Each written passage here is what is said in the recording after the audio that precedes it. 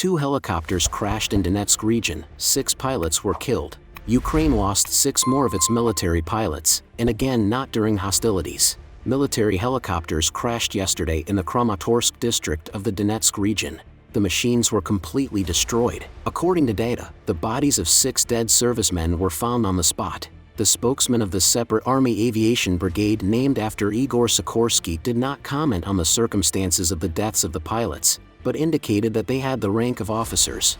One of them is from Poltava Oblast, the rest are from other regions of Ukraine. They will say goodbye to the pilots on the 1st of September in Poltava. It is currently unknown whether the helicopters collided or fell separately from each other. If separately, then sabotage can be assumed in relation to the damage. We will remind you that a few days ago, a tragedy occurred in the sky over Zhytomyr Oblast. 2 training military planes collided. 3 pilots died as a result of the crash. Drones destroy planes at the military airfield in Pskov, Russian Federation. A military airfield is on fire in Pskov, Russia. The flames are visible from afar. Local residents are panicking. They post videos of their arrivals at the airport on the network. It is reported that the attack of drones on the airport in Pskov took place around 23 o'clock. Anti-aircraft fire was used to destroy the drones, and they were also tried to shoot them down with small arms. Therefore, the locals heard chaotic shooting.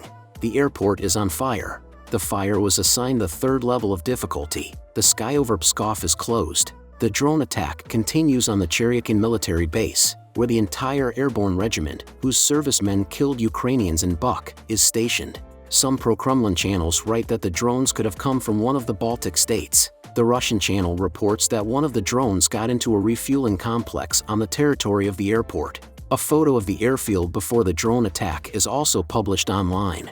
Russian media reports that 4 planes were damaged at the military airfield in Pskov as a result of a drone attack. It will be recalled that during the last few days, saboteurs coordinated by the main intelligence of Ukraine destroyed 5 Russian planes, including strategic bombers. This was reported on Monday by the Ukrainian intelligence service. It is also noted that these bombers launched missile strikes on Ukrainian cities. And the day before, the mass media reported that Ukraine destroyed a strategic bomber of the Russian Federation for the first time during the attack on the Soltsy air base. Tankers of the armed forces of Ukraine knocked out the occupiers from positions near Bakhmut. The commander of the ground forces of the armed forces of Ukraine, Oleksandr Syrsky, set a task for his subordinates to press Klishchivka, that is, to knock out the Russian occupiers from the village south of Bakhmut. This was discussed at a meeting with the commanders of the Amphibious Assault Brigade of the Armed Forces of Ukraine. The general posted this material in his Telegram channel. Defense forces are entrenched in the southern third of Klishchivka. The rest of the village is in the gray zone.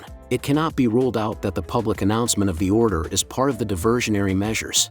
In turn, the commander of the 3rd Separate Assault Brigade, Andriy Biletsky, told on his Telegram channel that his subordinate tankers from the Steel Wolves Company knocked out the Russian invaders from their positions at night, after which the fighters of the 1st Mechanized Battalion gained a foothold on them.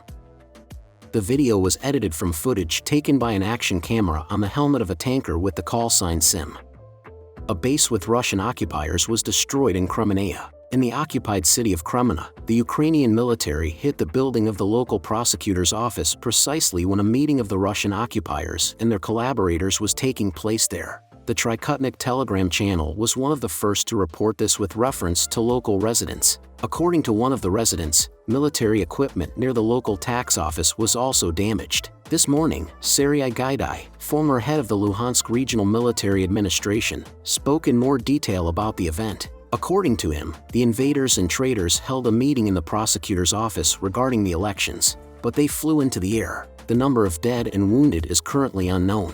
Between Kremina and the nearest free territory is less than 8 kilometers in a straight line. This distance is available for ordinary artillery of the armed forces of Ukraine. However, in this case, high-precision weapons were probably used.